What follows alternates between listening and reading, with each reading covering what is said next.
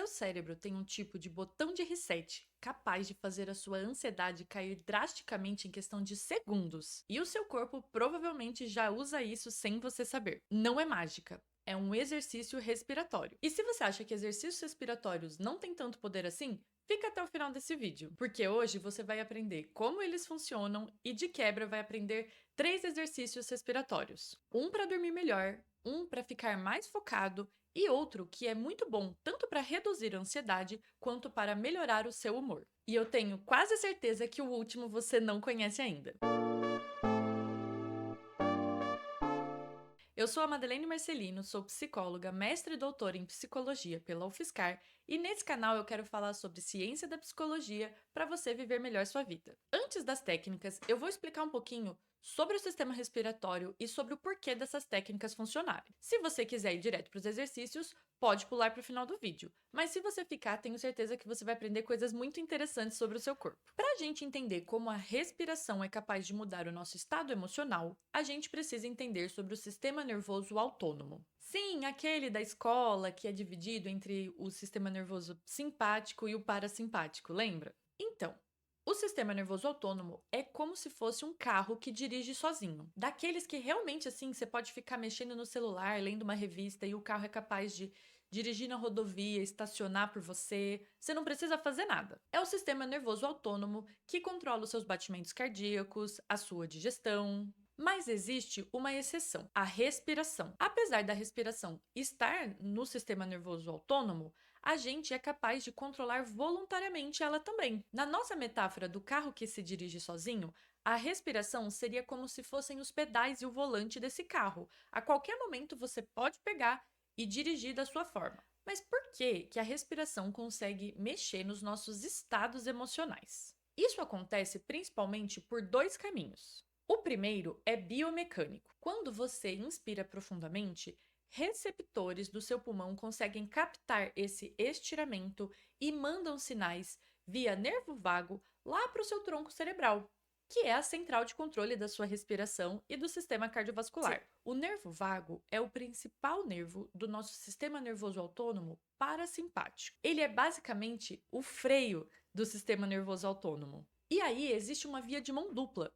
Quando você está nervoso, você respira mais rápido. E quando você respira mais rápido, fica mais nervoso. Já o segundo caminho é bioquímico. O gás carbônico não é só um tipo de lixo que o seu corpo produz e precisa expelir. Ele é um regulador ativo do seu sistema nervoso. A proporção entre gás carbônico e oxigênio consegue mudar o pH do nosso sangue. E, dependendo dessa acidez, desse pH, partes diferentes do nosso cérebro são ativadas. É por isso que quando uma pessoa hiperventila numa crise de pânico, isso pode piorar o quadro dela. O gás carbônico cai rápido demais e faz com que partes diferentes do cérebro e desse tronco cerebral sejam ativadas, ativando circuitos de medo. Agora eu vou falar 3 princípios básicos de todos os exercícios respiratórios. Princípio 1. Respire com a barriga. A maioria das pessoas respira mais ou menos assim.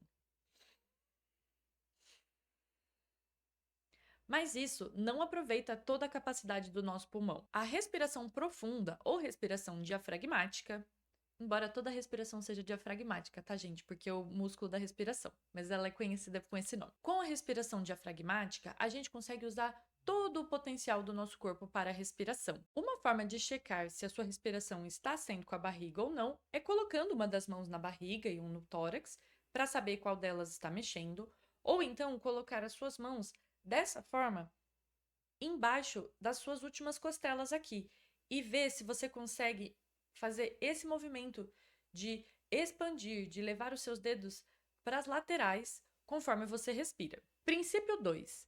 Para relaxar, expire mais longo do que você inspira. Muitas vezes, diante de uma pessoa que está ansiosa, as pessoas dizem apenas respira fundo.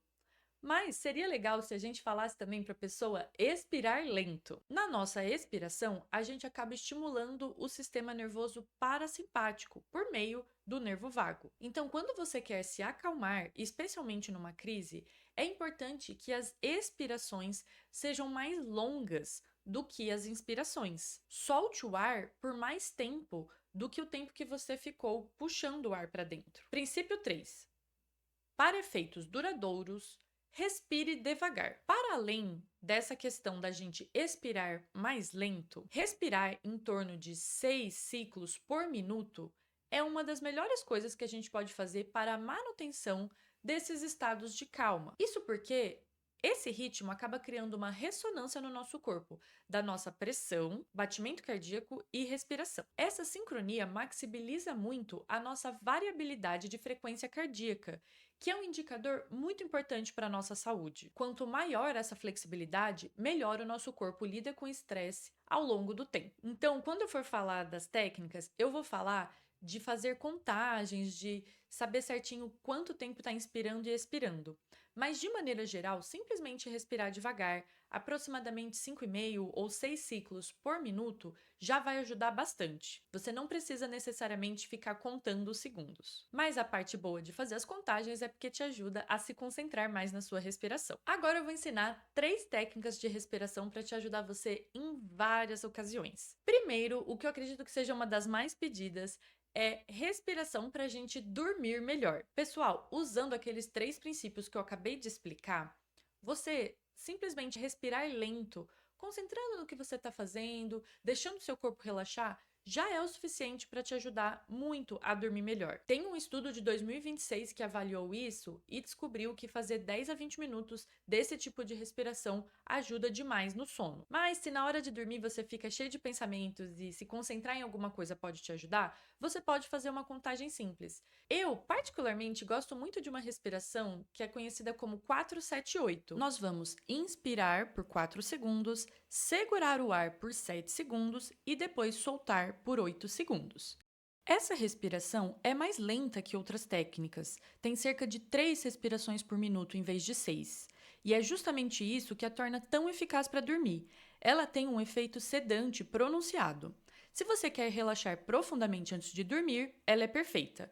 Mas se você precisa de calma durante o dia sem ficar sonolento, prefira respirações que cheguem naqueles 5 a 6 ciclos por minuto. Por exemplo, 4-6 ou 5-7. A segunda técnica é conhecida como respiração quadrada ou respiração da caixa. Ela é muito boa para a gente controlar a nossa ansiedade em situações em que a gente também não pode ficar relaxado demais. Por exemplo, quando a gente vai fazer uma prova, quando a gente está fazendo alguma coisa importante no trabalho. Então, ela é um excelente equilíbrio entre você se manter alerta, mas relaxado. Para a respiração quadrada, nós vamos fazer uma inspiração por 4 segundos, uma retenção com o ar por 4 segundos, soltar o ar em 4 segundos e depois fazer uma retenção sem ar por mais 4 segundos. E logo depois, o ciclo se reinicia, formando aí um quadradinho. E agora vamos para o famoso botão de reset do nosso sistema nervoso. É uma técnica que ajuda muito em situações de crise de ansiedade, de pânico agudas, mas que eu particularmente gosto muito de usar no meu dia a dia, porque além de mexer na ansiedade, ela melhora o nosso humor, aumentando as nossas emoções positivas. Se isso não vale o seu like nesse vídeo, eu não sei o que mais vale, hein? E que botão de reset é esse? Quando uma pessoa chora de verdade, com intensidade, o corpo dela faz uma coisa no meio das lágrimas. Sabe aquelas respirações entrecortadas, aqueles suspiros profundos? Tipo assim? Isso não é aleatório.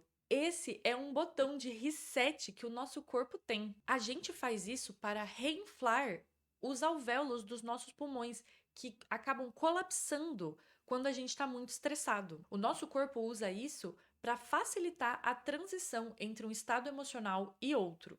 E essa técnica que eu vou explicar agora é basicamente você pegando esse mecanismo que já existe e utilizando ele de maneira intencional. Essa técnica se chama suspiro fisiológico ou suspiro cíclico e consiste basicamente em a gente fazer 2 inspirações antes de fazer uma expiração. E lembrando que a expiração a gente deve manter o mais longa que a gente conseguir e a gente deve fazer também a respiração com a barriga para poder maximizar os resultados. Como fazer? Comece fazendo uma inspiração pelo nariz, enchendo toda a sua barriga. Quando sentir que não está cabendo mais ar, faça força e puxe mais uma inspiração também pelo nariz e depois faça uma expiração o mais longa que você puder. A expiração pode ser pelo nariz ou pela boca. Então vai ficar mais ou menos assim.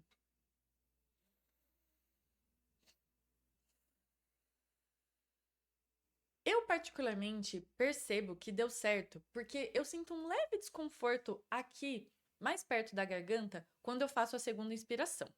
E logo depois eu solto o ar e fico vários segundos expirando. O efeito é automático. Eu sinto uma sensação de calma espalhando do meu peito para todo o resto do meu corpo e várias pessoas para quem eu já apresentei essa respiração também se sentiram assim. Ao contrário de outras respirações, que a gente precisa mesmo ficar por alguns minutos para obter o efeito calmante delas, com o suspiro fisiológico, eu sinto uma diferença em duas, às vezes uma única respiração. Um estudo de 2023 descobriu que essa respiração é superior a outras respirações, como a respiração quadrada e uma outra chamada hiperventilação cíclica, e também superior à meditação mindfulness em reduzir a ansiedade, a frequência respiratória e também melhorar o humor. E esse efeito é cumulativo. Então, ao longo de 28 dias, os participantes fazendo, esses efeitos foram ficando cada vez melhores. E o mais legal, um estudo de 2026 confirmou que o suspiro fisiológico funciona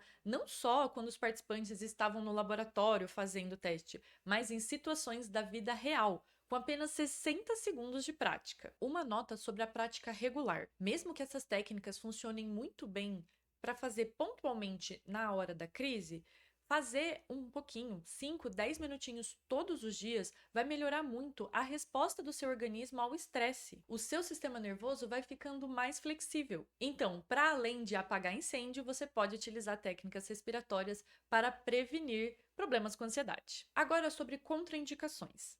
A literatura científica não identifica nenhuma contraindicação absoluta para exercícios respiratórios como esses para basicamente nenhuma população. Porém, talvez seja bom a gente ter cautela, porque muitos desses estudos foram feitos somente com adultos saudáveis. Então, se você tem algum problema de saúde mais grave, seja neurológico, cardíaco ou de alguma outra natureza, vale a pena você perguntar para um profissional de saúde antes. Além disso, algumas pessoas que têm transtorno de estresse pós-traumático podem não ficar muito confortáveis com técnicas respiratórias que sejam muito intensas, porque pode acabar trazendo algum gatilho. Se você sentir algum sintoma como tontura intensa, formigamento nas mãos ou no rosto, ou se a sua ansiedade aumentar em vez de diminuir, apenas pare de fazer o exercício e volte para sua respiração normal. Esses sintomas são autolimitados e vão se resolver assim que você voltar para a respiração normal. Mas eles costumam indicar que você está respirando rápido demais ou profundo demais. Se você gostou desse conteúdo, me segue para ver mais. E se você conhece alguém que vai se beneficiar de saber essas técnicas de respiração, compartilha com essa pessoa. Até a próxima!